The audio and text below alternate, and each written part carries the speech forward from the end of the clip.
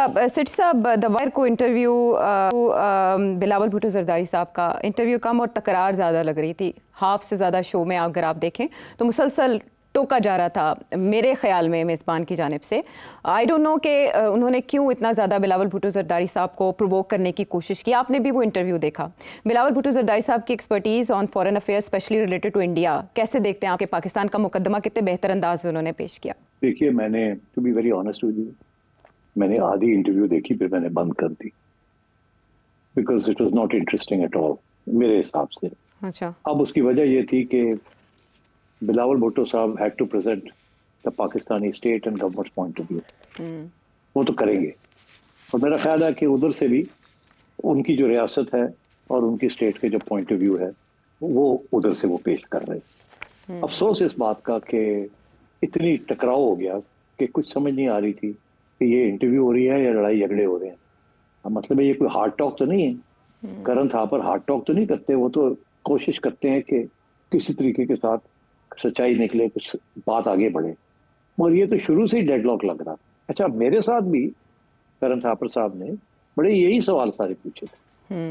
कोई फर्क सवाल नहीं थे, वही सवाल थे कि फलानी अखबार में ये लिखा है, फलाने आपके ब्यूरोक्रेट ये कहते हैं, फलाने बंदे के साथ सारे वही सवाल थे, कोई नए सवाल नहीं थे।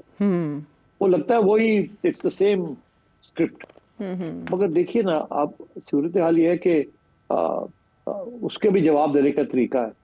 मैंने कोशिश की थी कि शॉर्ट जवाब दूं ताकि आगे बढ़ सके, मगर ये जो इंटरव्यू थी ये मेरा ख्याल है कि फेल हो गई करण थापर की तरफ से भी और मैं समझता हूँ बिलावल भुट्टो साहब की तरफ से भी।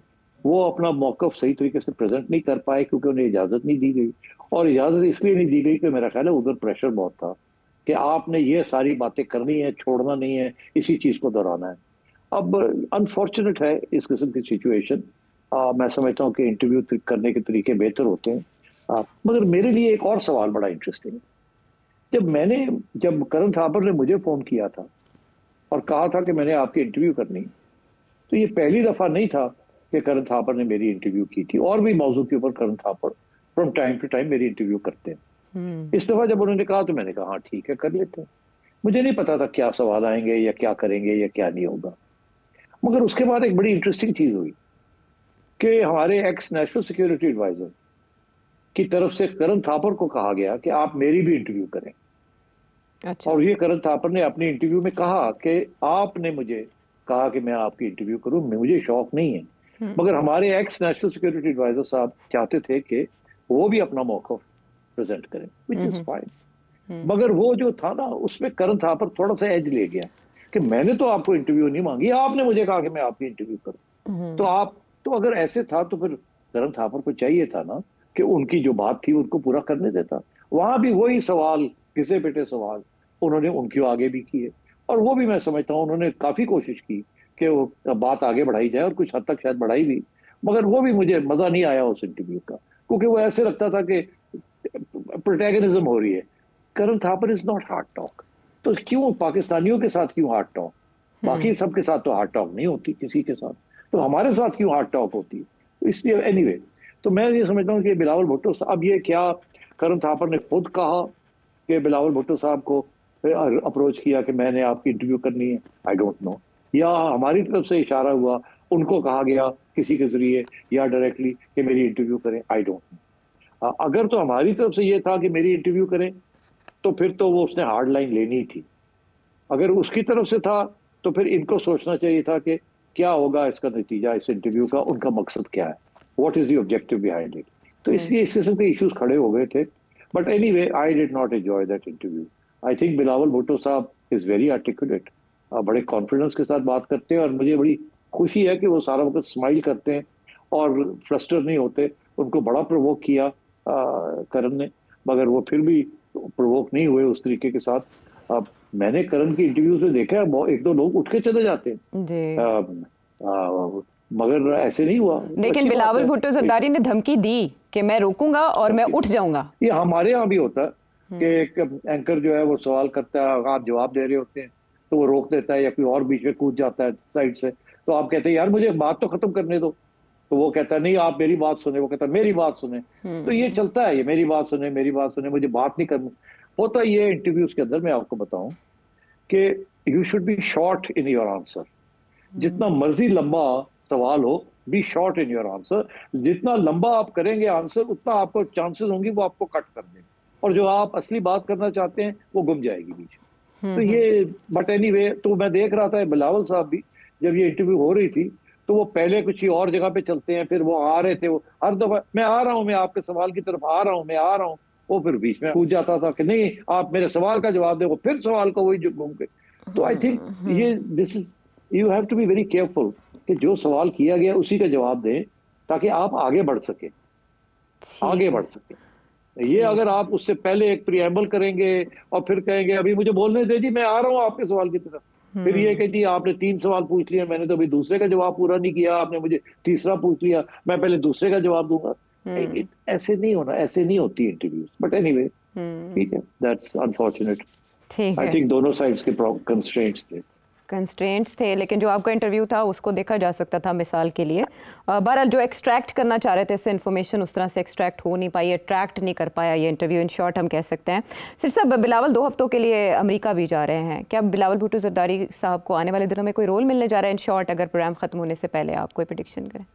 नहीं, मुझे नहीं पता। मैंने पहले भी ये कहा था कि अगर पीपल्स पार्टी कैबिनेट ज्वाइन करती तो फिर बिलावल भुट्टो साहब को बहुत बड़ा रोल देना पड़ेगा, प्राइम मिनिस्टर नहीं, बट शॉर्ट ऑफ दैट। अब मुझे नहीं पता वो क्या है, व्हाट बिलावल विल एक्सेप्ट और नॉट। मेरा ख्याल है फॉरेन मिनिस्टर से कम तो एक्सेप्ट करेंगे ही नहीं। और ये जो अभी दौरे पे गए थे, was like the foreign minister. पहले भी वो फॉरेन मिनिस्टर रह चुके हैं इन इंटरिम गवर्नमेंट, वो रह चुके हैं, तो इसलिए इससे कम तो वो एक्सेप्ट नहीं करेंगे अगर पीपल्स पार्टी जाती है। अगर नहीं जाती तो वो कुछ भी नहीं लेंगे वो। अब सवाल ये है कि ये हो क्या रहा है, पीपल्स पार्टी ने जाना है या नहीं जाना। गवर्नमेंट तो चाहती है कि पीपल्स पार्टी आ जाए और मिलके हम काम करें, मगर अभी मैं सुन रहा हूं कि पीपल्स पार्टी वाले नाराज हो रहे हैं कि गवर्नमेंट अब ये समझती है कि उनको रिजर्व सीट्स मिल गई हैं और उन्हें पीपल्स पार्टी की जरूरत नहीं है। मेरा ख्याल है ये ऐसी बातें भी हो रही है, ये ऐसी बातें नहीं होनी चाहिए। ये नौजवान किस्म के लोग जो हैं नूली के अंदर, वो गुस्से के अंदर ऐसी बातें कर जाते हैं, बट ऐसी बात होनी नहीं चाहिए। पीपल्स पार्टी आपके साथ है और पीपल्स पार्टी ने कुर्बानी भी दी है टू प्रॉप यू अप। उन्हें कोई जरूरत तो नहीं थी, वो अगर ना आपके साथ खड़े होते तो आप हुकूमत नहीं बना सकते थे, तो इसलिए उनको रिस्पेक्ट तो करना चाहिए। But at the same time I think Peoples Party को भी, उन्होंने भी तो अपना, जैसे कहते हैं ना, पाउंड ऑफ फ्लैश तो ले लिया है ना, 2 गवर्नरशिप्स ले ली है और बहुत कुछ लिया है उन्होंने तो, और प्रेसिडेंसी भी ले ली है। बाकी ये है कि प्रेसिडेंसी के ऊपर प्रेशर है कि नहीं है। देखिए मैं आपको बता दूं एक बात, वो पुरानी बात को छोड़े, वो स्पेकुलेशन जो हो रही है या जो अफवाहें चल रही है, मेरा अपना ये ख्याल है कि प्रेसिडेंसी के ऊपर 2 किस्म का प्रेशर है। ये अब मैं अपना मौकफ दे रहा हूँ, ठीक। अच्छा। एक ये है कि कनाल वाले इशू के ऊपर उनका ये ख्याल है कि हमें, एस्टेब्लिशमेंट के लोगों का ये ख्याल है कि हमें तो प्रेसिडेंट साहब को हमने डिस्कस किया था, उन्होंने ओके कर दी थी कि ओके ठीक है, बड़े इतराज। बाद में सिंधी नेशनलिस्ट खड़े हो गए और वहां उनका ये ख्याल है कि शायद इशारा किया गया कि आप खड़े हो जाए, हम तो नहीं हो सकते, फिर हम आपके साथ मिल जाएंगे, इसलिए सबोटाज कर दिया इस प्रोजेक्ट को। और वो समझते हैं कि ये पीपल्स पार्टी की लीडरशिप ने सोच समझ के किया। पहली बात, ये उनकी सोच है। अच्छा। मेरी सोच नहीं है, ये उनकी सोच है, जिसकी वजह से वो थोड़े से नाराज है प्रेसिडेंट साहब। दूसरी बात, तो एक तो कैनाल इशू है, दूसरा है कि एनएफसी अवार्ड, सबसे ज्यादा ऑपोजिशन एनएफसी अवार्ड की पीपल्स पार्टी से आ रही है। केपी से आती है थोड़ी बहुत, मगर that's not a major issue. Peoples Party 18th amendment, ये प्रेसिडेंट साहब का, आसिफ जरदारी साहब का सबसे बहुत बड़ा तोहफा है पाकिस्तान को, प्रोविंशियल ऑटोनॉमी के लिए। और उनके लिए सिंध इज वेरी इंपॉर्टेंट, तो उनकी पार्टी रह गई है ओनली इन सिंध, बाकी जगह पे वो नहीं है, डायरेक्टली इलेक्टेड नहीं है। तो अब इसलिए उनके लिए NFC award is very critical, इसलिए वो हिल नहीं रहे उसके ऊपर। और हमारे एस्टैब्लिशमेंट और हमारी आज की गवर्नमेंट वो ये समझती है कि एनएफसी अवार्ड को चेंज करने की जरूरत है, बिकॉज अब पैसे जो हैं फॉर डिफेंस और डेट पेमेंट वो नहीं मिल रहे फेडरल गवर्नमेंट को, इसलिए शेयर्स जो है वो कम करने पड़ेंगे और फेडरल गवर्नमेंट की किटी बढ़ानी पड़ेगी, बिकॉज अब डिफेंस एक्सपेंडिचर्स भी बढ़ रहे हैं, डेट पेमेंट्स भी हो रही हैं, and so on and so fourth. तो ये 2 मौकफ हैं, मगर एनएफसी अवार्ड को छेड़ना जो है ना is going to create a problem. तो ये 2 चीजों के ऊपर जरदारी साहब जो है वो डट गए और पीपल्स पार्टी डट गई। इसलिए मेरा ख्याल है कुछ नाराजगी हो रही है कि ये पीपल्स पार्टी हमारे रास्ते में फिर गड़बड़ कर रही है। तो मैं समझता हूँ ये प्रेशर टैक्टिक्स भी होते हैं कि एक तो ये कि कैबिनेट में आ जाए तो फिर शायद वो थोड़ा नरम हो जाए, फिर उनके ऊपर प्रेशर भी डाल सकते हैं कि जी आप तो कैबिनेट में भी आ गए हैं, आपने तो खाना पीना भी ले लिया इधर से, अब हमारा सपोर्ट करें and so on and so fourth. तो कैबिनेट में बैठ के तो नहीं ना कर सकते। अगर कैबिनेट कहती है कि जी एनएफसी अवार्ड करना है, तो चेंज करना है, तो फिर Peoples Party will have to go along with it, नहीं तो कैबिनेट में नहीं बैठ सकते। तो इस किस्म की चीजें चल रही हैं, and I think that's where some of the stories are coming from.